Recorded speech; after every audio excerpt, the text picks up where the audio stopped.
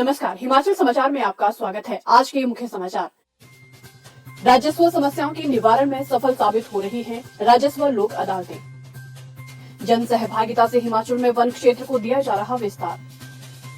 प्राकृतिक खेती से प्रदेश के किसान बन रहे हैं स्वस्थ, समृद्ध और खुशहाल।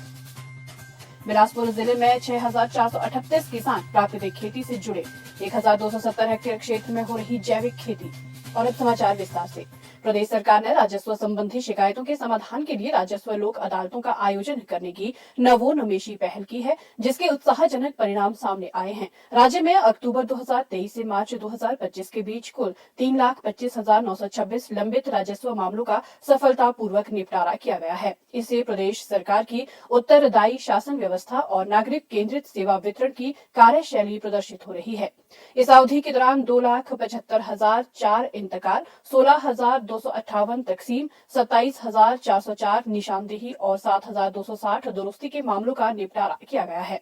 राज्य के इतिहास में पहली बार आयोजित इस प्रकार की राजस्व लोक अदालतों के माध्यम से लोगों के राजस्व संबंधी मामलों को हल किया जा रहा है। राजस्व लोक अदालतों के नियमित आयोजन से लोगों को नियमित राजस्व मामलों के समाधान के लिए सरकारी कार्यालयों के बार बार चक्कर लगाने की आवश्यकता नहीं रही है। सरकार के जनहितैषी प्रयासों के परिणाम स्वरूप राजस्व सेवाओं के वितरण में दक्षता सुनिश्चित हुई है। मैं इस गल कराने के लिए यहाँ तहसील में आया था। मैं मुख्यमंत्री सुक्खू का बहुत धन्यवाद करता हूँ कि उन्होंने जो यहाँ नायब तहसीलदार साहब बहुत ही अच्छे ढंग से उन्होंने अपनी सेवा और बहुत जल्दी मेरा काम कर दिया है। ये जो सरकार द्वारा घर द्वार इंतकाल की मुहिम छिड़ी है, ये बहुत अच्छी है। इससे लोगों को बहुत ज्यादा फायदा मिल रहा है, क्योंकि जो बुजुर्ग लोग थे या और भी लोग थे, उनको जो है घर द्वार पर यह सुविधा मिल रही है। तो इसके लिए अब सरकार माननीय मुख्यमंत्री सुखविंदर सुक्खू जी का बहुत आभारी हैं, जिन्होंने ये योजना चलाई है। और आज स्वयं अधिकारी जो है दवाखानों में आ रहे हैं और लोगों को इस सुविधा को दे रहे हैं। मुख्यमंत्री ठाकुर सुखविंदर सिंह सुक्खू के निर्देशानुसार सार्वजनिक सेवाओं के वितरण के लिए डिजिटल प्लेटफॉर्म का सर्वोत्तम उपयोग सुनिश्चित किया जा रहा है। इसके दृष्टिगत राजस्व अधिकारियों को आवश्यक सेवाओं तक ऑनलाइन पहुंच की सुविधा के लिए तेजी से डिजिटल टूल और कार्यप्रणाली अपनाने के निर्देश दिए गए हैं।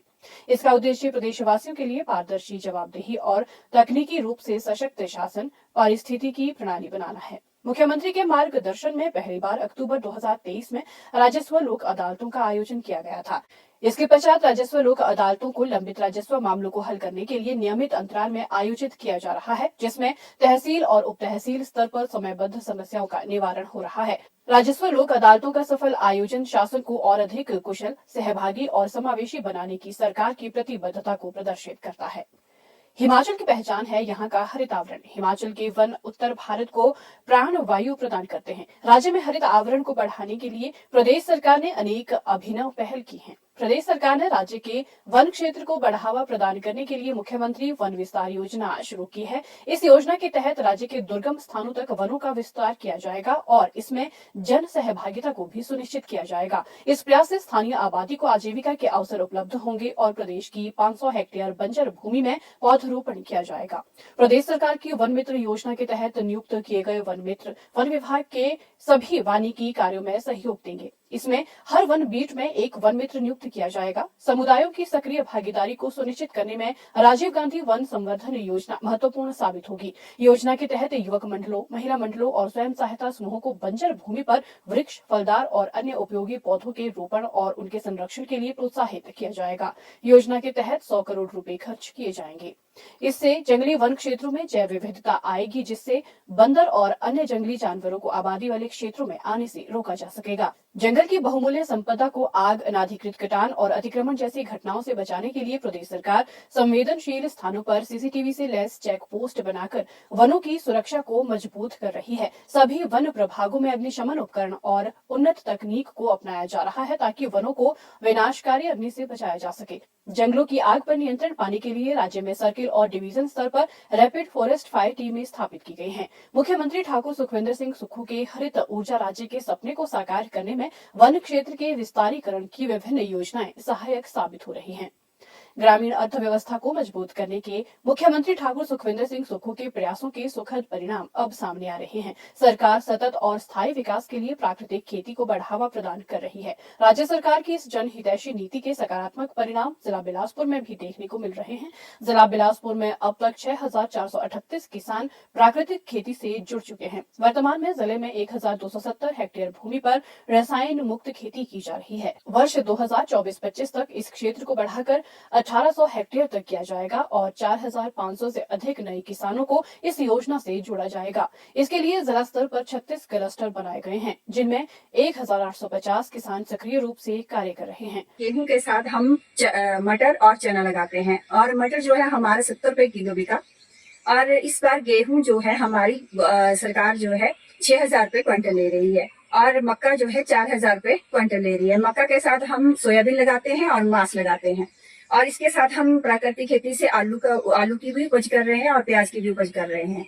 और सुक्खू सरकार का हम तहे दिल से धन्यवाद करना चाहते हैं कि इन्होंने हमारी इस खेती को अच्छे दाम देने की प्रयास किया। यहाँ मैंने 1.5-2 बिस्वा में टमाटर की खेती बिल्कुल प्राकृतिक विधि के द्वारा तैयार की थी। इस 1.5-2 बिस्वा में 2-2.5 क्विंटल टमाटर तैयार हो गए। प्राकृतिक विधि से हमने इसको लगाने के बाद पहले घन जीवामृत डाला था, उसके बाद जीवामृत डाला। जीवामृत से बहुत अच्छी पैदावार टमाटर की हुई। जो ये प्राकृतिक विधि द्वारा तैयार की गई खेती, ये टमाटर हमारे फेसबुक के माध्यम से ही लोगों ने घर से ही ले गए और 10-12 हज़ार रुपये की इसी में हमें प्रॉफिट हो गया। इसके अलावा मैंने आलू बीजे हुए थे। आलू की फसल भी लोगों ने पहले ही डिमांड कर दी थी कि 20 किलो हमें देना, 50 किलो हमें देना, तो आलू भी हमारे घर से ही बिक गए।